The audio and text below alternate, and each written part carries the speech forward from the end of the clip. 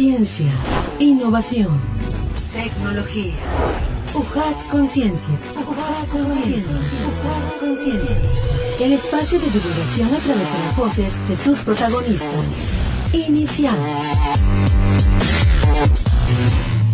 ¿Qué tal? Bienvenidos sean todos a una emisión más de UJAT Conciencia, este programa de la Dirección de Difusión y Divulgación Científica y Tecnológica de la Secretaría de Investigación, Posgrado y Vinculación en esfuerzos con el Centro de Comunicación y Radio UJAT. Les damos la bienvenida a un episodio más, pues haciendo estos programas especiales desde casa con esta contingencia que tenemos del COVID-19. Y hoy tenemos un programa muy especial porque nos acompaña un experto en las ciencias. Es una persona que es tabasqueño, pero que ha triunfado a nivel mundial y nos da mucho gusto del tener el privilegio de poder contar en esta ocasión con su presencia y su conocimiento. Y pues les hablo del doctor Eduard de la Cruz Burelo, quien es pues un integrante del CINVESTAP, del Instituto Politécnico Nacional de la Ciudad de México. Y pues nos da muchísimo gusto que nos acompañe en esta ocasión. Doctor, bienvenido, ¿cómo se encuentra? Muy bien, gracias. Pues bueno, antes de que podamos desarrollar el tema que nos llena de mucho gusto el día de hoy, pues voy a leerles un poco de la trayectoria tan impresionante que tiene el doctor. Y es que, pues como saben, es licenciado en Física por la Universidad Juárez Autónoma de Tabasco, de la División Académica de Ciencias Básicas. Esto fue concluido en febrero del 2000. Maestro en Ciencias en la especialidad de Física por el Centro de Investigación y Estudios Avanzados del Instituto Politécnico Nacional, Campus México, en el Departamento de Física en diciembre del 2002. Es doctor en Ciencias en la especialidad de Física por el Centro también de CINVESTAP en el Politécnico Nacional, Campus México, en marzo del 2005. El doctor de la Cruz Burelo es un experto en la física experimental de las partículas fundamentales y es especialista en el estudio de datos en grandes colaboraciones experimentales alrededor del mundo. Por ejemplo, es miembro vitalicio del experimento D0 en Estados Unidos, miembro del experimento CMS en el Gran Colisionador de Hadrones en la Organización Europea para la Investigación Nuclear o CERN en Suiza, así como en el experimento Bell 2 en Japón, donde coordina el grupo mexicano. Del 2005 al 2008 fue investigador postdoctoral en la Universidad de Michigan, trabajando en el experimento Atlas en esa misma asociación, la Organización Europea para la Investigación Nuclear, y en julio del 2008 se unió al Departamento de Física del CINVESTAP como investigador titular. Además de la física, el doctor de la Cruz Burelo tiene interés en el estudio del impacto de la ciencia en la sociedad. Desde el 2011 es miembro del Comité de Coordinación del Doctorado Transdisciplinario Programa de Ciencia, Tecnología y Sociedad del CINVESTAP, del que fue coordinador académico durante el 2015 al 2017. En ese programa desarrolla una variedad de temas de investigación como los riesgos de inundación, el impacto económico de la infraestructura científica y el estudio de redes, por nombrar algunos. Ha sido presidente de la División de Partículas y Campos de la Sociedad Mexicana de Física, coordinador de la Red Mexicana de Física de Altas Energías y se desempeña como profesor desde el 2008 en el CINVESTAP IPN Ciudad de México. Es miembro de la Academia Mexicana de Ciencias desde el 2011 y miembro nacional del Sistema Nacional de Investigadores Nivel 2 y en 2013 fue galardonado con el Premio Juchimán de Plata en la categoría de Ciencia y Tecnología. Pues bueno, ya escuchamos una parte de los grandes logros que ha obtenido el doctor de la Cruz Burelo y es por ello que nos llena de tanto gusto que nos haya permitido este espacio. Juchimán, claro, de licenciatura, y pues nos da muchísimo gusto que haya trascendido tanto. Hay tanto conocimiento que ha podido también aportar, historias tan relevantes de su carrera, doctor, y pues estamos muy contentos de que nos acompañe el día de hoy. No, gracias a ustedes por invitarme. Realmente es interesante siempre pues seguir en contacto un poco con lo que fue pues mi alma mater. Que sigue siendo su alma mater, doctor. Sí, claro. Bueno, también hemos podido hacer un seguimiento de sus aportes a la ciencia desde la física. También esto ha trascendido a otros escenarios como el que estamos viviendo en estos tiempos ante el SARS-CoV-2. Platíquenos sobre el análisis que se encuentra realizando en torno a la pandemia en nuestro país. ¿Puede darnos pues información relevante al respecto? Sí, mira, en la parte, digamos, que yo hago más es pues el análisis y estudios de datos esencialmente que uno obtiene en estos grandes colisionadores, pues para tratar de encontrar nuevas leyes o cosas, comportamientos extraños, vamos a llamarle así, que nos puedan, digamos, dar a conocer un poco de los nuevos fenómenos que la naturaleza nos tiene. Entonces eso pues obviamente me ha llevado a, pues, a trabajar con muchísimos datos y sobre todo muchísimas técnicas, esencialmente de minería de datos. Entonces, cuando se viene, digamos, esta problemática en la que estamos ahora, pues empiezan a surgir muchas dudas, ¿no? Las primeras dudas eran si la información que nos estaban dando era verídica, si el número de contagios realmente eran los que nos decían, y cosas por el estilo, ¿no? Entonces, una de las cosas que yo traté de hacer al principio fue precisamente usando, digamos, todo este conocimiento o esta experiencia que tengo a través del trabajo que yo hago como físico, pues fue precisamente eso, tomar los datos y decir, bueno, olvidémonos un poco de si nos están mintiendo, si nos están diciendo la verdad. Vamos a ver qué nos dicen los datos, ¿no? Entonces, al principio traté de tomar esos datos y empezar a comparar precisamente con diferentes países que de alguna manera llevaban registros mucho más exactos, con muchísimas pruebas y cosas por el estilo, y tratar de ver los comportamientos, ¿no? Y platicar precisamente con colegas del área de medicina y demás para ver realmente si estábamos entendiendo qué estaba pasando. Llegó un momento en el cual realmente yo sentí que no nos estaban mintiendo, que realmente la información que nos daban era la información que tenían. Y fue, digamos, las conclusiones que yo saqué al principio de estar analizando los datos, ¿no? Los crecimientos no se pueden manejar, me refiero, como en algunos casos dicen, cucharear los datos, ¿no? Realmente eso es lo que hay y lo comparábamos con muchísimos países. Entonces, también eso nos dio una idea de que las cosas que se venían iban a ser bastante complicadas y muy fuertes, ¿no? Entonces, en un momento dado yo dejé ya de analizar los datos porque realmente considero que hay especialistas, o sea, yo de alguna manera resolví mi duda y la duda de varios colegas, sobre todo de mi área, de si podíamos confiar o no en los datos. Obviamente hay muchas cosas detrás. Los datos nos dicen lo que nos pueden decir. No, si preguntamos cosas que los datos no nos pueden responder, obviamente no vamos a encontrar la respuesta ahí. Pero ciertamente la consistencia que encontramos nos dijo, no, sabes que realmente eso es lo que hay y las cosas se ven muy complicadas, ¿no? El panorama, ¿no? Que pues estamos visualizando también, que también nos comenta sobre estos datos, cuáles son esos rasgos que estuvieron en su cabeza para poder empezar a realizar pues análisis de información.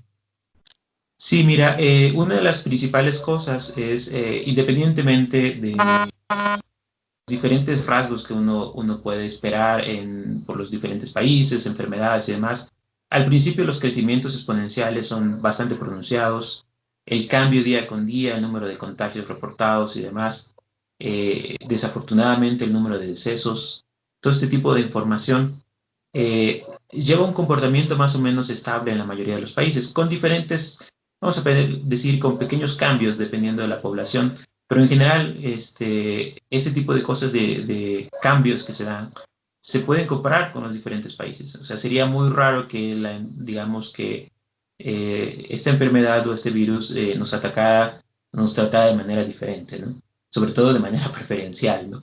Entonces, ese fue las cosas que estuvimos estudiando, ¿no? Estos crecimientos exponenciales, el ritmo de contagio, el ritmo de decesos, tratando de ver realmente si era comparable. Sobre todo esa es la principal problemática cuando uno dice comparable, porque no es lo mismo, por ejemplo, decir, vamos a ver cómo va con respecto a Estados Unidos, donde en Estados Unidos el número de pruebas masivas que se han hecho es increíblemente grande, cuando aquí se hace una especie como selectiva, digamos. Muestral. Muestral. Entonces, todo ese tipo de cosas, pues tratamos de compararlo y ver que realmente, aunque fuera a menor escala, realmente llevaban los mismos comportamientos. Y fue realmente lo que encontramos, ¿no? Que los comportamientos eran muy similares con diferentes países que comparamos. Y entonces, bueno, eso de alguna manera, al menos a mí y a algunos colegas nos convenció de que la información que nos estaban dando era la información que tenían, ¿no? Y obviamente con sus detalles, ¿no? Con sus detalles en el sentido de que hay que considerar que solamente estamos midiendo una fracción de la población, solamente estamos midiendo a aquellos que llegan al hospital, y hay mucha gente que se dice enferma, que pasa con síntomas, pero como estamos acostumbrados, ¿no? Aquí en México, desafortunadamente, cuando uno siente síntomas muy fuertes, pues se queda en casa, ¿no? No solamente con este tipo de virus, ¿no? La gripe, el dengue, mucha gente lo pasa en casa. O sea, el dengue, digamos, particularmente en Tabasco, que lo hemos vivido bastante, pues la mayoría de la gente no va a los hospitales a menos que realmente sea muy grave. Y eso es algo, digamos, que había que considerar también. Entonces, al final, digamos, llegamos a convencernos de que realmente eso estaba pasando, y ya los modelos que empezaron a desarrollarse afortunadamente, por parte del gobierno, en concordancia con académicos expertos, que existen muchísimos muy, muy buenos en México en el área, pues ya eran mucho más sofisticados, tratando precisamente de cubrir diferentes características, ¿no? El traslado de personas entre ciudades, los diferentes rangos de población. Entonces ya eso llevaba, digamos, a mucho más trabajo, ¿no? Pero al menos, digamos, yo y los colegas llegamos a convencernos de que pues lo que nos decían es lo que había, ¿no? Están realizando un estudio sobre todo lo que está aconteciendo, la minería de datos impresionante que ha existido durante estos últimos meses en torno al COVID-19 y la pandemia. Y nos quedamos con una pregunta muy relevante sobre el reto más grande de la ciencia en esos momentos, doctor. ¿Puede darnos usted un panorama de esto? Sí, mira, yo creo que hay varios retos, pero particularmente vivimos en tiempos, vamos a decirlo así, donde la información viaja muy rápido.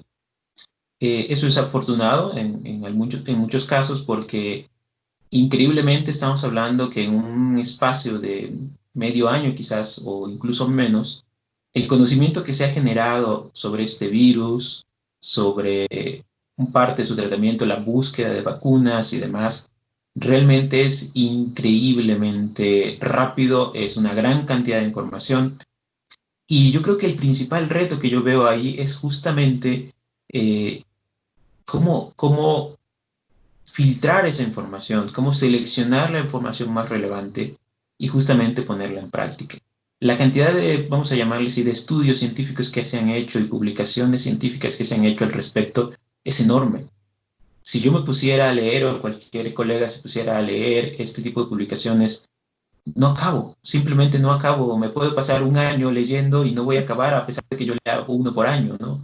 Es increíblemente grande. Entonces no nos alcanza el tiempo para estar realmente revisando todo eso. Entonces uno tiene que confiar de alguna manera en colegas expertos y repartirnos ese trabajo, ¿no?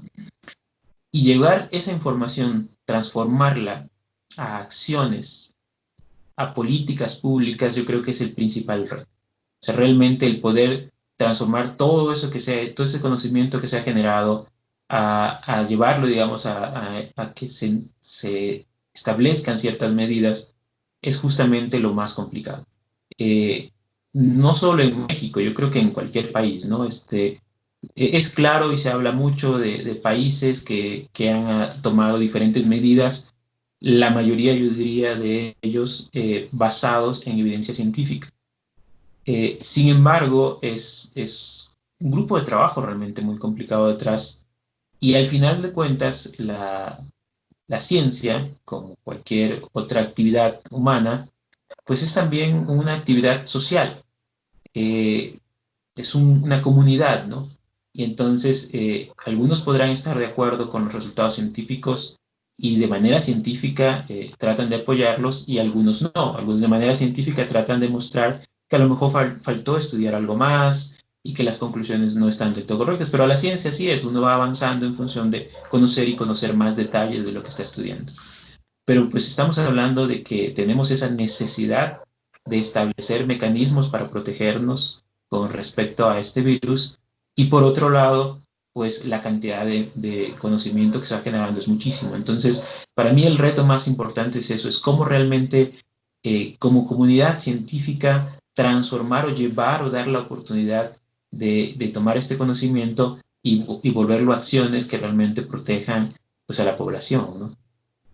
Sí, desde hace mucho tiempo se ha hablado mucho de esta necesidad de poder procesar el conocimiento, y pues ahora se suma esta pandemia. Creo que es muy importante que podamos formarnos todos en lo mínimo de conocimiento científico, como para poder entender el contexto de una manera más informada, más aterrizada, y como menciona, de que podamos aplicar mecanismos funcionales para no caer en infodemia. Y también entonces cómo percibe el conocimiento, pues que se genera. Ya hablamos de que se genera mucho conocimiento, pero ¿cuál es su percepción? ¿Es buena? ¿Es cautelosa? ¿Cómo podemos verla, doctor? Yo creo que realmente hay que entender un punto, y es que los científicos también formamos parte de la sociedad. También estamos expuestos a este virus. Nuestros seres queridos también lo están expuestos, nuestros padres, nuestros abuelos, nuestros hermanos, nuestras familias.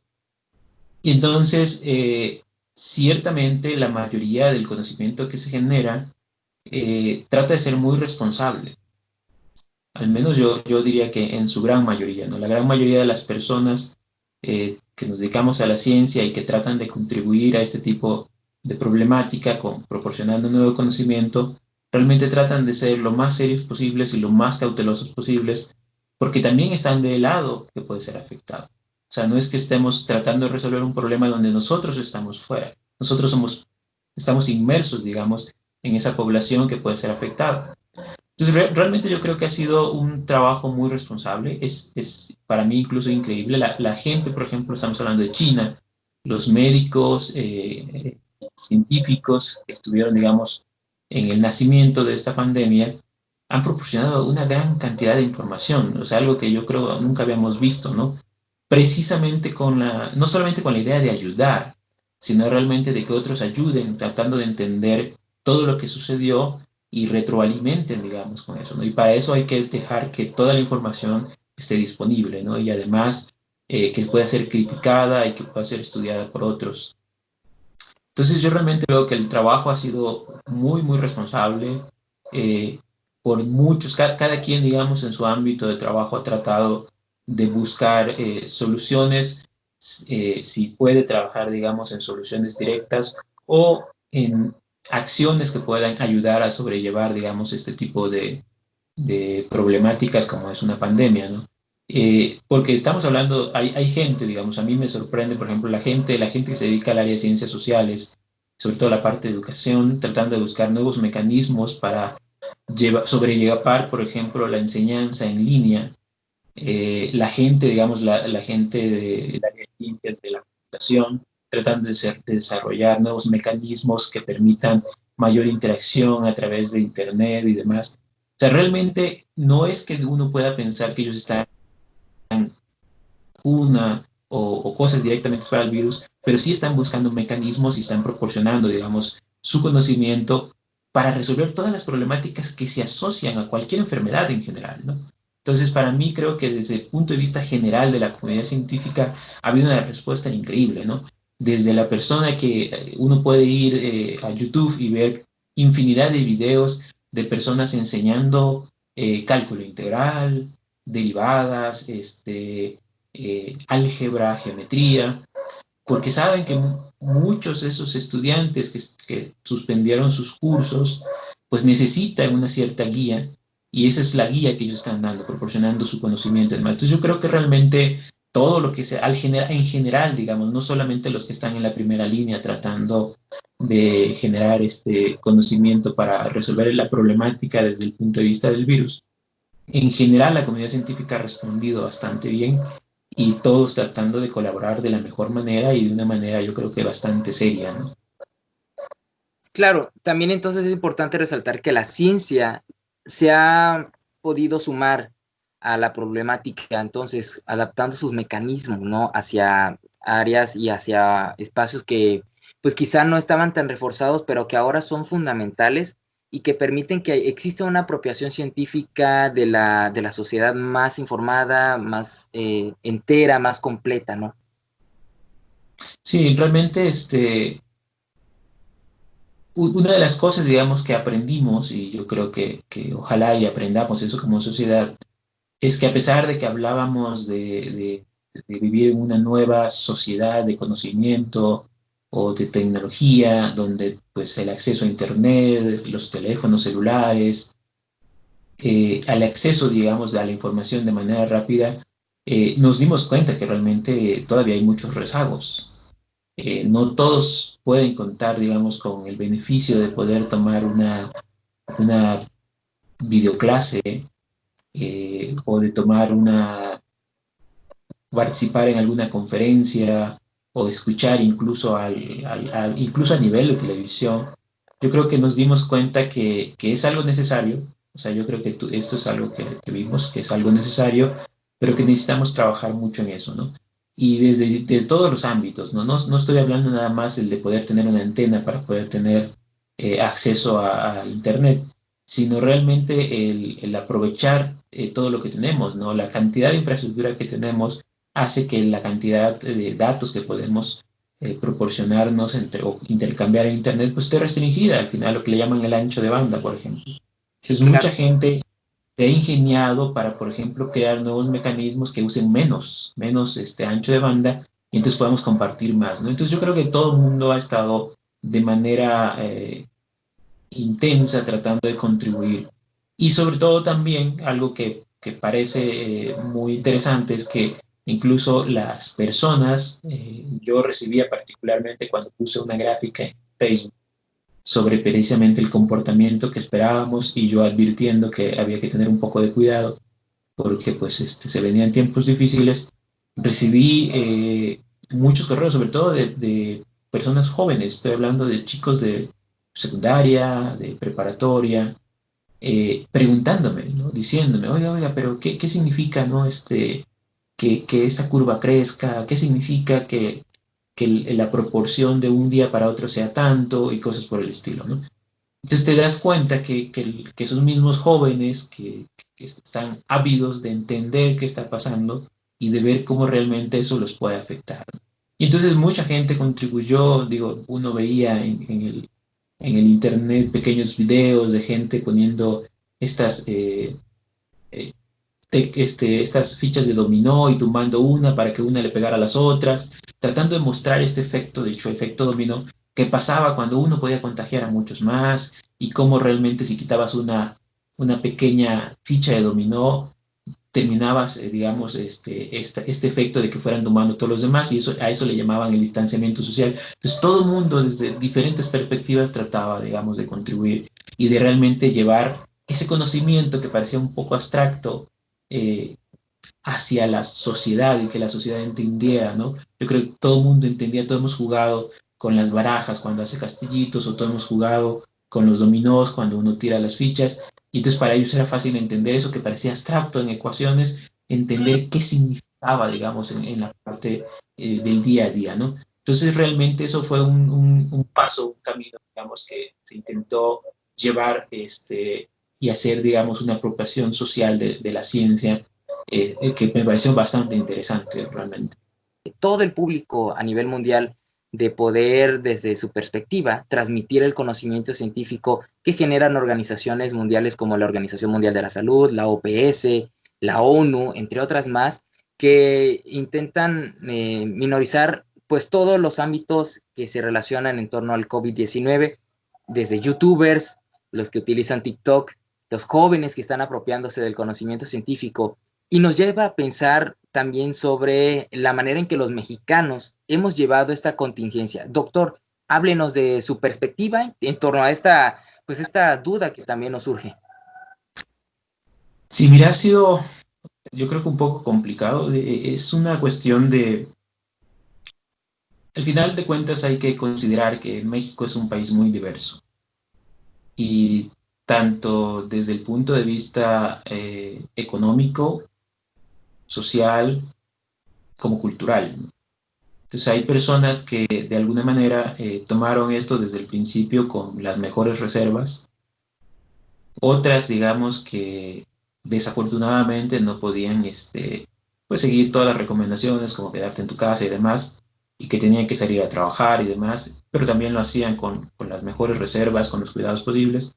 Y también tenemos una componente de la población que simplemente hace oídos sordos a cualquier llamado que se le dé, ¿no? Entonces, dentro de este contexto, digamos, de diversidad que tenemos, yo creo que a pesar de todo eso, las cosas han funcionado bastante mejor, yo creería, de lo esperado, ¿no?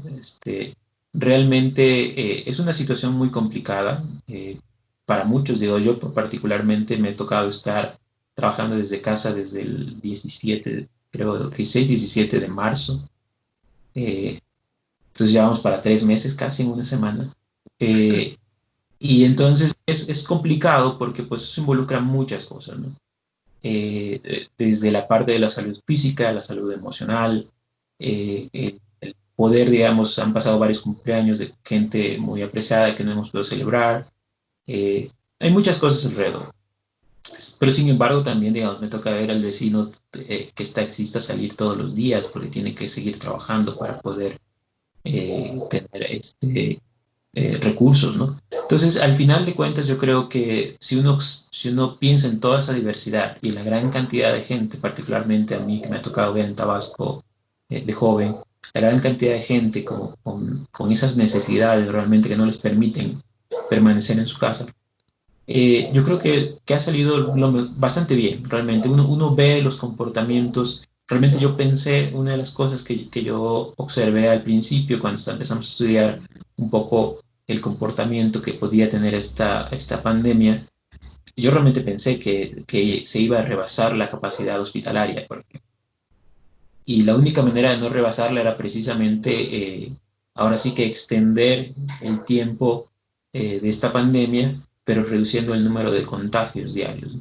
Y se ha logrado hasta cierto punto, ¿no? Eso es otra de las cosas que yo trato, por ejemplo, de monitorear, particularmente en la Ciudad de México, donde yo me encuentro, la capacidad hospitalaria, ¿no? Porque al final de cuentas yo creo que ese es el principal reto que podemos tener, ¿no? Va a ser muy difícil pensar que no nos vamos a contagiar.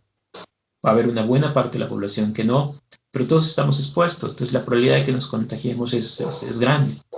Sin embargo, el problema no es ese, el problema es que si dentro de los contagiados la cantidad que necesita hospitalización rebasa los hospitales, entonces estaremos en problemas muy fuertes. Y hasta ahora lo que yo he notado es que como población, vamos a llamarlo así, como población, salvo distintos puntos quizás del país, se ha logrado mantener eso, o sea, casi al límite, pero ahí vamos manteniendo la capacidad. Y por otro lado, bueno, la respuesta que se ha dado en buena parte por la parte de la Secretaría de Salud, de realmente buscar mecanismos que permitan incrementar, digamos, estas capacidades. Pero yo creo que ha sido bastante buena la respuesta en eso. Hay, obviamente, como en todas las problemáticas que se dan en un país, detalles, pero bueno, eso es algo yo creo que normal en todo tipo de comportamiento humano, pero en general yo creo que lo hemos llevado bien. O sea, hemos tenido que adaptar muchas cosas, hemos tenido que pasarnos, digamos, a la parte virtual en muchas situaciones. Aquellos que hemos podido seguir trabajando desde casa, pues los hemos hecho, los que no, pues han tenido que salir. Y pues ahí vamos, ¿no? Yo realmente creo que de manera general la sociedad a nivel nacional yo creo que ha sabido responder. Yo realmente cuando veo el número cuando empecé a ver el número de contagios en cientos de miles en Estados Unidos en pocos días, yo realmente pensé que aquí las cosas iban a ser mucho más graves, ¿no? Claro.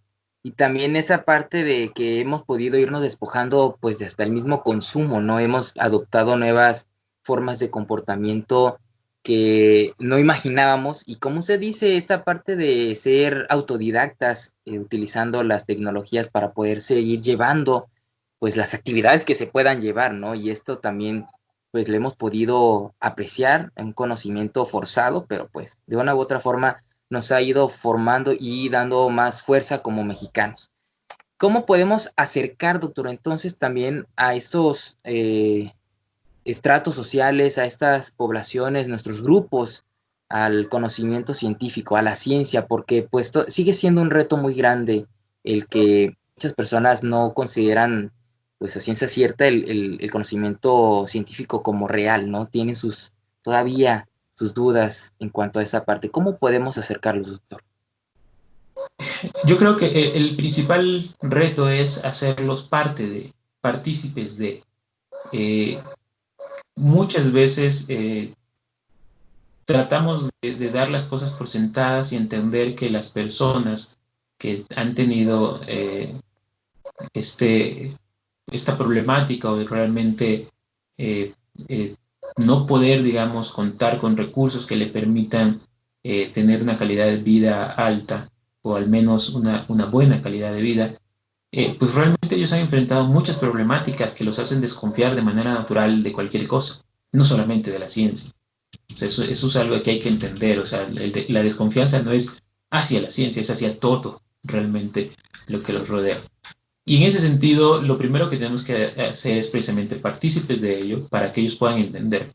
Yo realmente creo que sería muy difícil una persona, casi cualquier persona, por muy escasos recursos que tenga, tiene acceso ahora a un pequeño teléfono celular, aunque sea con mensajes de textos, pero los tiene.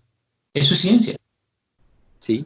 Ellos no podrían comunicarse. A muchos de los que nos tocó pasar en la época en que teníamos que comprar nuestra tarjetita y caminar hasta una casetita para hacer una llamada, entendemos que la ventaja que uno tiene de cargar un celular, aunque sea nada más con mensajes de texto, y poder decir aquí estoy, dónde estás, hice esto, o salir a la tienda, oye, se me olvidó qué es lo que querías. O sea, mantener esta comunicación muy cercana con los demás a través de estos medios electrónicos. Realmente notamos que hemos avanzado gracias a la ciencia. Pero la gente, digamos que no, que le ha tocado nacer en esto, no se da cuenta que está usando realmente conocimiento científico. Yo creo que realmente hay que hacerlos partícipes, hay que mostrarles realmente los beneficios que ya tienen, que ya usan, y cómo realmente incrementar esos beneficios. Porque esa es una de las cuestiones realmente, al final de cuentas, que ellos necesitan. O sea, la gente que desafortunadamente no ha podido, digamos, tener una buena calidad de vida y que tiene toda esa desconfianza, lo que quiere es mejorar precisamente. Y entonces, si uno muestra que la ciencia es un camino o uno de los caminos que pueden usar justamente para mejorar su calidad de vida, yo creo que es el camino que debemos de seguir. Obviamente es muy difícil, porque también es una cuestión cultural, tratar, digamos, de llegar hacia todo, ¿no?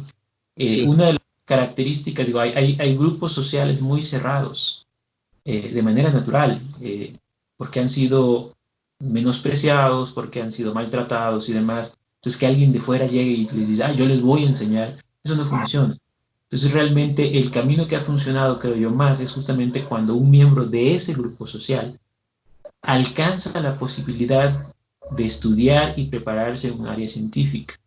Y justamente cuando una persona de ese grupo social, y estoy hablando indígenas, de comunidades, digamos, donde realmente los ingresos son muy bajos, cuando alguien de ese grupo social se transforma su calidad de vida gracias a la ciencia, es mucho más fácil que esa persona pueda llevar justamente esos cambios a su comunidad, porque él nace de ahí, tienen esa confianza, digamos, que alguien que llega de fuera podría ganar. Entonces yo creo que una de las cosas que siempre ha ayudado es justamente abrir los canales posibles para que cualquier miembro de cualquier grupo social tenga la posibilidad de prepararse en el área de ciencias, y eso realmente nos va a permitir tener un representante en cada uno de esos grupos sociales que tienen esa problemática de digamos, sentir que la ciencia realmente no es algo en lo que deban confiar, y que sean justamente esos lo que lo lleve. Obviamente estamos hablando de algo de muy largo plazo, realmente ir, o sea, preparando, pero realmente ha pasado. O sea, cuando a mí me tocó estudiar en la área de ciencias físicas particularmente, éramos pocos realmente. La cantidad de tabasqueños que salíamos de Tabasco y que estudiábamos en el Politécnico, en el CIMESTAD, en la UNAM, éramos pocos. Ahora, para mí es increíble. O sea, yo me encuentro en CIMESTAD, en la UNAM, muchos tabasqueños. No, estoy estudiando tecnologías de la información. No, estoy biotecnología, no sé qué. Entonces te das cuenta que ya ahora es mucho más común. Y cuando empiezas a platicar con ellos, te das cuenta que son jóvenes que han luchado a lo largo de su vida con todo el esfuerzo de sus padres, de sus familias, para poder, digamos, alcanzar ese sueño de estudiar una carrera y luego de venir y estudiar en las mejores instituciones del país. Entonces son ellos justamente los que van a llevar eso. Pero realmente eso es algo que requiere mucho tiempo, mucho trabajo, mucho esfuerzo, mucha dedicación. y al final de cuentas hay que entender que sí se requiere, digamos, del apoyo tanto de la sociedad de manera general, no solo de gobierno, para que esos grupos puedan tener estos tipos de representantes que les permitan realmente entender que la ciencia, digamos, es algo que pueden usar. Y estamos hablando de manera general, los desarrollos tecnológicos, desde el punto de vista de las vacunas.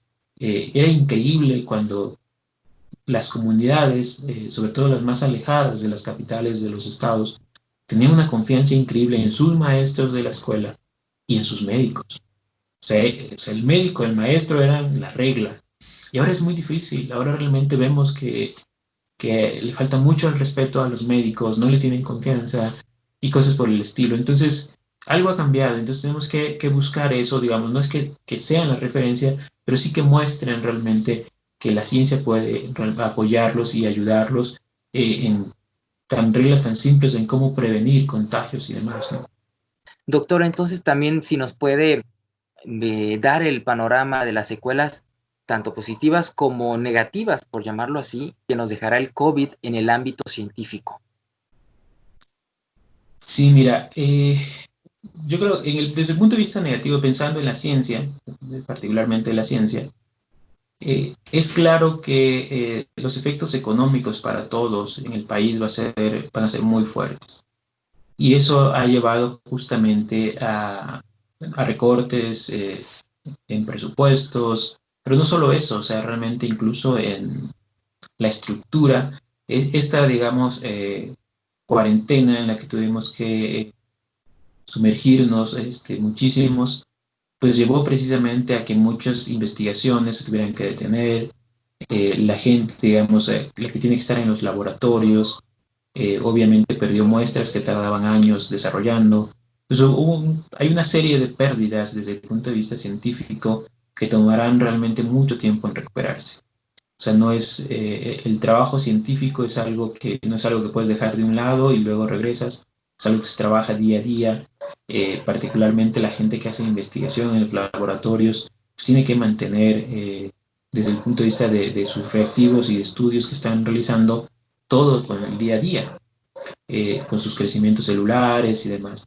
Entonces, eso al detenerse, realmente detienes el trabajo de muchísimos años y mucho de eso nos va a retrasar bastante, ¿no? Pero bueno, es algo que creo yo va a ser, desde el punto de vista científico, por ejemplo, pensando en la gente del área sociales que hacía trabajo de campo, detener esos trabajos de campo. Hay muchísimas cosas que se tuvieron que detener y que realmente es un golpe muy fuerte para las investigaciones científicas en el país particularmente, y muchas de ellas muy importantes y muy relevantes actualmente. Eso va a ser una pérdida, digamos, que vamos a tener y muy fuerte. Por otro lado, la parte positiva, creo yo, y yo espero que sea parte positiva para gran parte de la población, quizás no para todos, es justamente darnos cuenta que el conocimiento científico es quizás, si no es una de las mejores armas que tenemos precisamente para afrontar problemáticas globales del país. Ahora yo creo que ha sido un parteaguas el darnos cuenta que cuando se quieren resolver problemas desde, ok, cuáles son las medidas sanitarias que se tienen que tomar, cuáles son las perspectivas que tenemos, o sea, cómo realmente estimar cuántas camas vamos a necesitar de hospitalización, todo ese tipo de cosas que sean justamente la comunidad científica la que esté haciendo modelaciones y digas, ah, no, mira, vamos a estar cierto número, ¿no? Que gente, digamos, particularmente, algo tan simple, ¿no? Si usas gel o usas jabón, ¿no? Que haya gente que diga en el laboratorio, ah, no, mira, vamos a probarlos, y resulta que por estas y estas características basadas en el conocimiento científico de cómo se comporta el virus, esto es más efectivo que lo otro. Y gente que diga, ok, vamos a desarrollar nuestras propias vacunas, entonces se da un conocimiento, digamos, general. La ciencia se aplica de manera general, como mencionamos hace rato, incluso desde el punto de vista de cómo sobrellevar esta pandemia desde el punto de vista tecnológico, desde el punto de vista emocional, desde el punto de vista físico, a gente que realmente, digamos, bueno, dice, ok, en casa hay que hacer esto, hay que cambiar los hábitos alimenticios y todo este tipo de cosas, ¿no?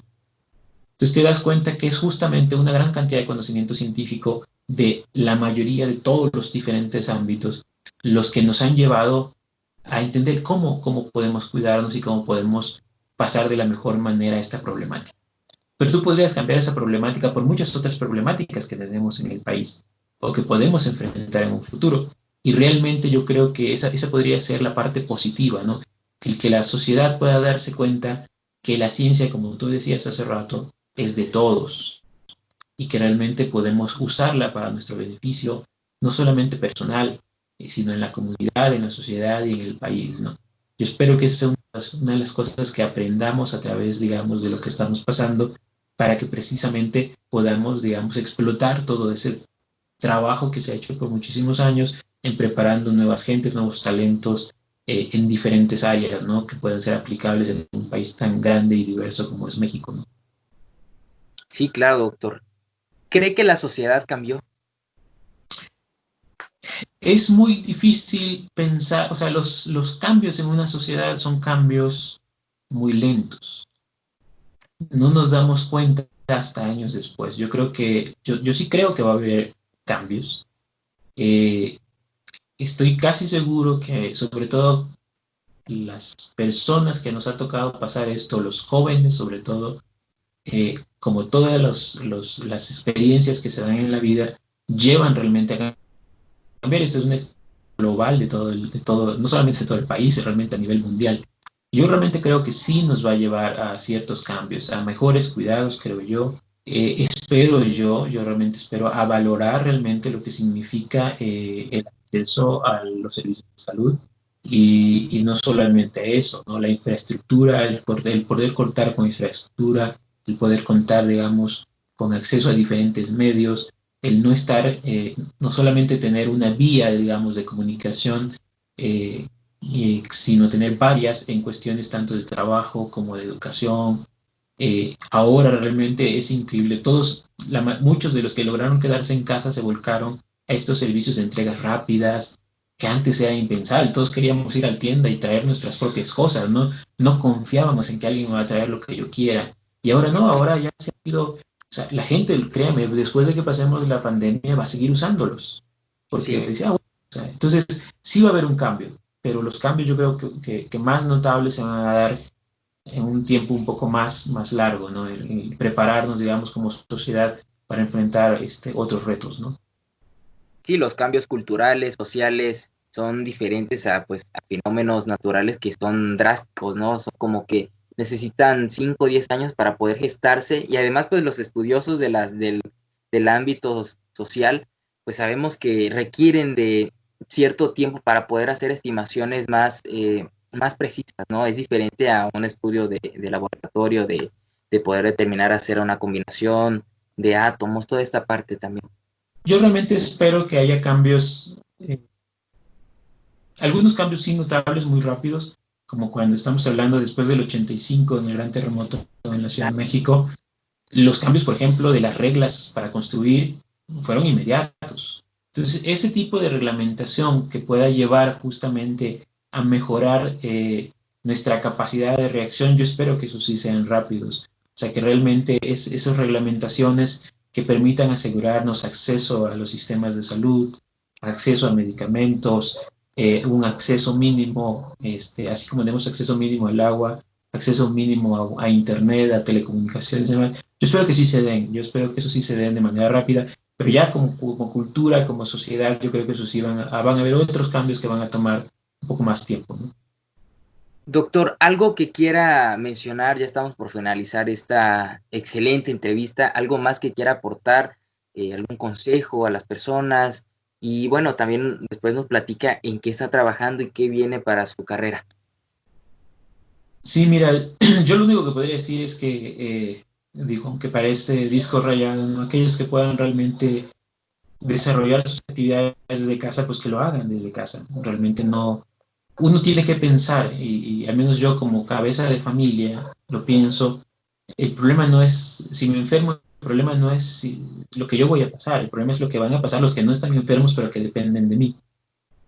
Y si desafortunadamente algo fuera fatal, lo que va a suceder, ¿no? O sea, realmente estamos preparados. Yo creo que la mayoría de los mexicanos no estamos preparados para que en nuestra ausencia, aquellos que dependen de nosotros realmente puedan seguir llevando un estilo de vida al que están acostumbrados, digamos, gracias al trabajo nuestro.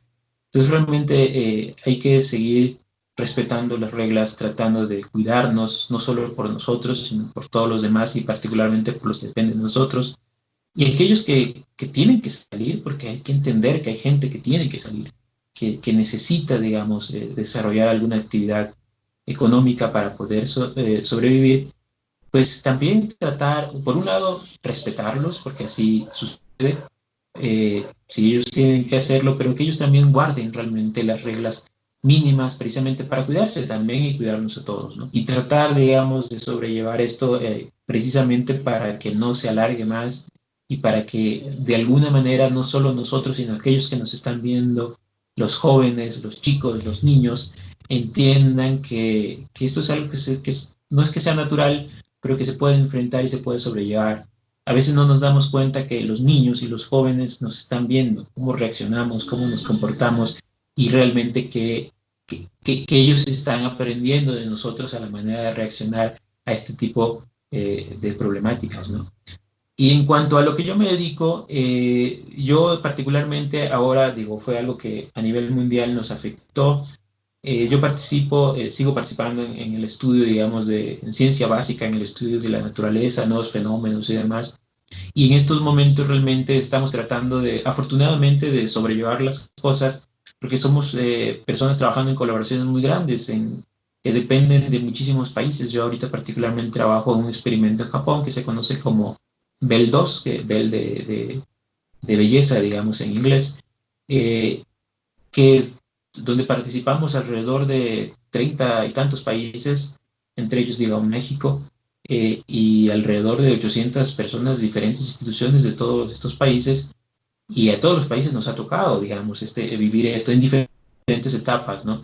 Entonces eso también ha sido una comunidad donde es claro que aquellos que ya pasaron, que cuando empezaron la etapa otros no estaban, estos tenían que trabajar más que los otros, ahora que ellos pasaron y nosotros vamos, entonces ellos trabajan más que nosotros y tratamos de ayudarnos entre todos a sobrellevar esto, pero sí ha sido, digamos, una experiencia complicada y tratando, digamos, de sobrellevar este tipo de trabajos que han tomado 20 años echar a andar y que de pronto pues no podemos pararlos así. Entonces yo sigo trabajando en eso desde casa, pero a veces es un poco complicado porque, no sé, me fallan las computadoras y no puedo ir yo mismo a componerlas porque no puedo entrar al laboratorio porque está cerrado por esta pandemia. Y entonces ahí andamos, ¿no? Viendo cómo podemos llevar las cosas. Entonces yo sigo trabajando en el área de ciencia básica también, en la parte que me interesa de aplicaciones hacia la sociedad.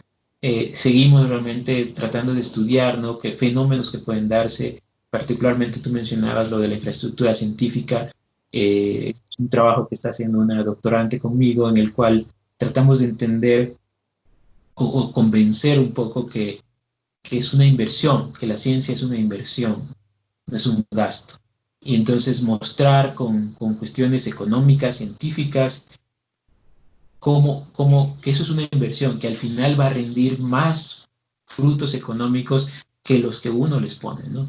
Y que como toda inversión, pues al principio pues es más gasto que ganancia, pero que al final del tiempo pues uno termina ganando. Entonces estamos tratando de crear modelos que permitan justamente hacer un estudio y mostrar que una infraestructura científica, y estoy hablando desde un pequeño laboratorio hasta un hospital, porque un hospital también es una estructura científica, termina siendo una inversión, ¿no? Y tratar desde ese punto de vista, convencer tanto a la iniciativa privada como al gobierno de que se vea como una inversión, no como un gasto, y que así de esa manera esperemos que se pueda invertir más en ciencia, ¿no? Y ese es el punto primordial porque necesitamos todos de ciencia, se requiere del conocimiento científico para tener pues certeza en todo lo que podamos proyectar y no caer pues en la infodemia, que es lo que genera miedo, incertidumbre, todo esto que afecta pues a las relaciones humanas y que de una u otra forma necesitamos para mejorar. Doctor, muchísimas gracias por todo el conocimiento, por sus estudios y también por lo que va a realizar. Esperemos que le vaya muy bien. Pues muchísimas gracias. No, gracias a ustedes y suerte. Pues, Muchísimas gracias a todos por haberse conectado y escuchar a través de UJAT Conciencia todo el conocimiento que el doctor Edward de la Cruz Burelo del CIMBESTAT IPN Ciudad de México nos compartió en esta ocasión. Y pues recuerden que es un programa realizado por la Dirección de Difusión y Divulgación Científica y Tecnológica de la Secretaría de Investigación, Posgrado y Vinculación, en colaboración con el Centro de Comunicación y Radio UJAT. Me despido de parte de este equipo de trabajo, Adrián de Dios. Muchísimas gracias y nos esperamos en la próxima emisión. UJAT, estudio en la duda, acción en la fe. UJAT Conciencia es el programa de divulgación de la Secretaría de Investigación, Posgrado y Vinculación para Radio UJAT.